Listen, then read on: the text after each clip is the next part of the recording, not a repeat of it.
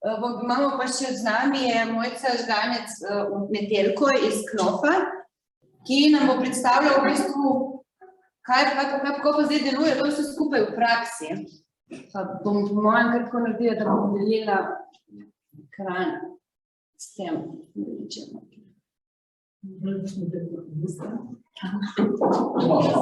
Ne, pa se snemi.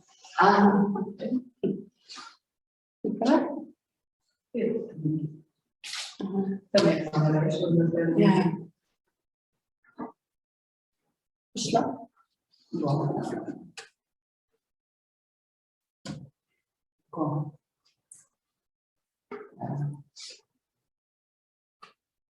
Nisem tole, ja. Jaz se vidim. Jaz se lahko začnem. Sem Mojca Metelko iz Zavoda Knof, prihajam iz Krškega, tam je naš sedež podjetja, drugače pa imamo 5 butikov ponovne uporabe, predvsem Posavje pa Dolenjska, tukaj najbližje je pa v Litiji trgovina, imenuje se pa butik Stara šola, pač butik ponovne uporabe. Knof je drugače socialno podjetje, registrirano in tudi smo bili eni prvih, ki je predstavljam, prvih na tem področju v Sloveniji tretje registrirano socialno podjetje, ko je prišel zakon o socialnem podjetništvu ven. In nekako že od samega začetka delamo v veliko trajnostnem razvoju, ne samo da promoviramo in ozaveščamo, ampak tudi res razvijamo neke modele, rešitve za to, da omogočamo bolj trajnostni način življenja. Nekako je tudi naša ekipa vse večja, trenutno imamo 17 zaposlenih v celotni Knof poslovni skupnosti, od tega je 41% oseb za statusom invalida, tako da še vseeno je tudi ta poudarek na zaposlovanje ranljivih skupin močen pri nas. Imamo tudi 22 oseb na usposabljanju in na raznih drugih programih prostovoljskih, ki pač pomagajo pri izvajanju programov. To je naš prostor v Krškem, preden smo ga nekako obnovili, nahajamo se namreč v starem shopping centru Mercator na 3000 kvadratih.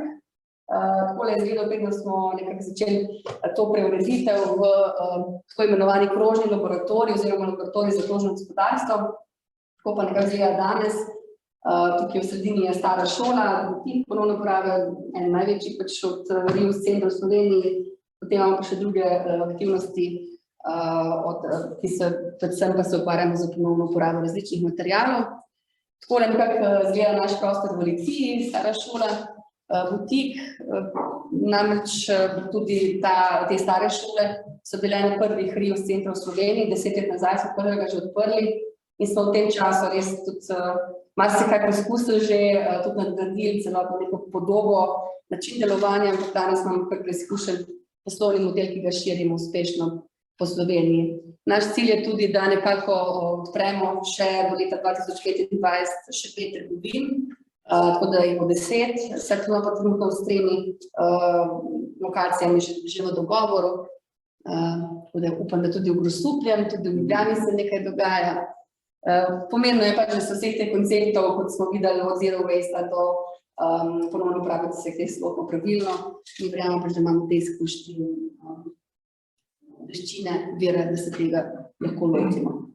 Zdaj, je tudi poleg neke, tudi danes, ko smo pogovarjali se o teh učinkih, poleg seveda okoljskega, je tudi še veliko drugih učinkov pri samih Rius centrih, tako za mesta, za občine, konkretno recimo v Litiji, pa tudi v kakih drugih občinah, kjer se nahajamo, smo opazili, da ponavadi so te stare šole v enih zapuščenih prostorih, ki so dolga leta bili prazni in smo jih s to dejavnostjo spet nazaj oživeli, celo tudi neka mestna stara jedra tudi oživeli, ker pač to ni navadna trgovina, znamo še velike druge dejavnosti dogajajo, tudi kakšne delavnice, dogodki in nasplošno je to tudi lahko in del turistične ponudbe kraja, seveda pa tudi ustvarjamo na tak način nova delovna mesta. To so naše lokacije, torej v Krškem, Sevnici, Brežica, Litija in pa Novo mesto, ta je bila zadnja letos odprta. Zdaj, zakaj ta pobuda za znižanje DDV-ja?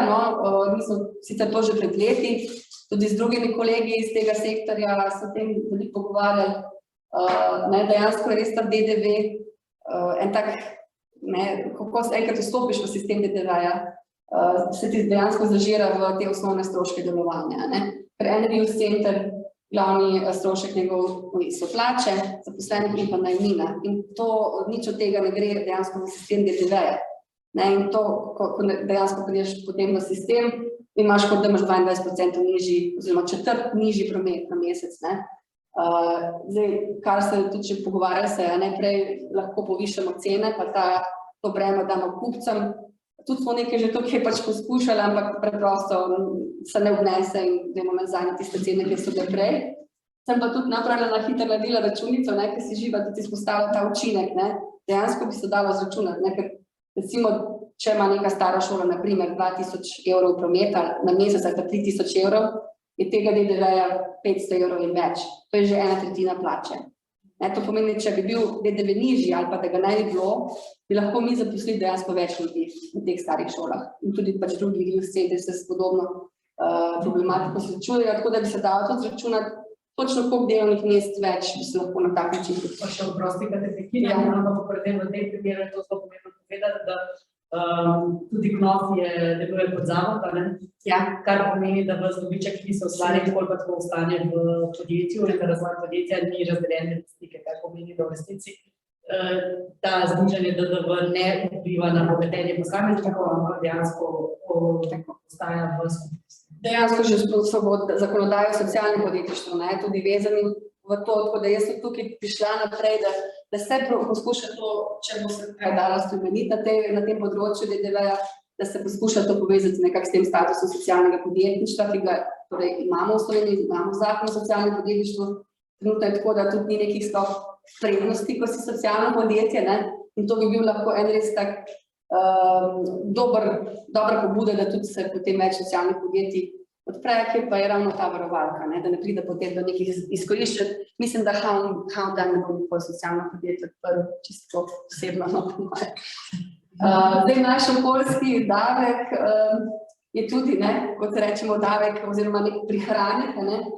Mi smo nekako leta 2011 začunali, da smo ponovno uporabili več kot 180 ton oblačil in 100 ton pohištva, kar tudi nekako ustvarja prihranek. Torej, prej smo videli, da če se zniža DDV je nek strošek za državo, ampak po drugi strani so tudi prihranki za komunalna podjetja oziroma za denar, ki bi bil potreben, da se te odpadke predela, obdela. Nekako posamezen butik pa letno ponovno uporabi nekaj 6000 kosov oblačil. In tudi prej, ker ste mi na začetku te številke, koliko Slovenci 12 kila, to je taka ena vreča. Taka vreča, 150 litrska, 120 litrska in to res bi se kar strinjala, dobimo sigurno vsak dan vsaj eno vrečo takšno in to je nekje povprečje, bi kar držalo za prebivalca.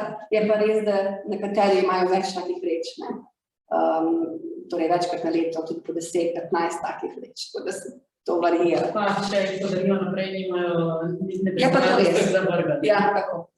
Čeprav v resnici stoji.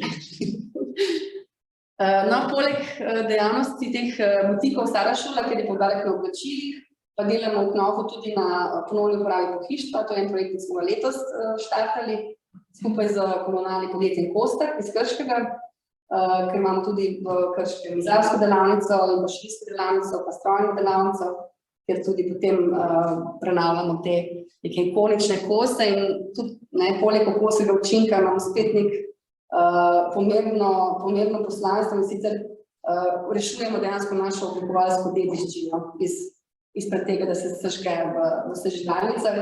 Tukaj noter so tudi reksi, so mize, neka kralja, konkretno smo našli na smetišču mizico, ki smo potem tudi naprej našli znanega glasbenika, ki je odkupil. Tako da res se je več nekih pozitivnih učinkov. Po novem pa delamo tudi na področju odpadne plastike. Preko projekta za Center za kreativnost smo nabavili nekaj strojev za mletje in pa topljenje plastike v nove izdelke. Tako da to je zdaj neka čisto nova tehnologija, ki jo uvajamo in upamo, da bomo tudi na tem področju uspeli kakšne nove rešitve pogledati. Toliko o nas, mi res se zavzemamo za to, da bi se nekaj končno naredilo tudi z drugimi centri ponovno uporabe, smo se že pogovarjali Me pa res preseneča kot v Švedskem, da sploh dejansko ni pomembno to, koliko bo enega učinka pozitivnega, ampak oni pač preprosto želijo znižati DDV. Kar vejo, da je to prav. Mislim, to bi res zanimivo. Upam, da bomo tudi mi tako samozavesti. Hvala lepa. Hvala. Pa bi kaj vprašanje pa... Tako. Jaz že imam kar eno vprašanje, namreč večkrat si omenila, pa kjerkoli, mislim, da zdaj to javno povsod. Večkrat si omenila, da recimo ta projekt isti, to pomeni, da v bistvu dosti teh inovacij se lahko uvede samo, če imaš projekt, ki ti finančno to omogoča. Ali verjetno bi sistemska ureditev tudi preko znižanja DDV-ja omogočila kakšno tako inovacijo, tudi brez nekega projekta in prijave. Ja, zdaj naše stare šole, mi je tak poslovni model, da se morajo sami živeti na trgu. Torej, nimajo projektov v ozadju, pomaga, če so kakšne aktivne politike za poslovanje, za zagon, pa kakšna brezplačna najemnina seveda za prostor, ampak je to kar problem v Sloveniji, te občine niso lastnice v večini nekih dobrih prostorov trgovskih, tako da delujejo na trgu.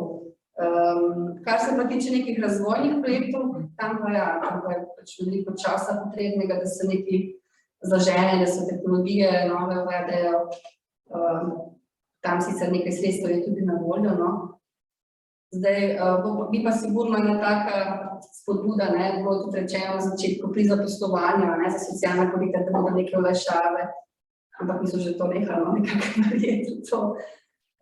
Bi pa ta pač DDV bil ena dobro korak v pravo smer in bi tudi olajšal marsikaj.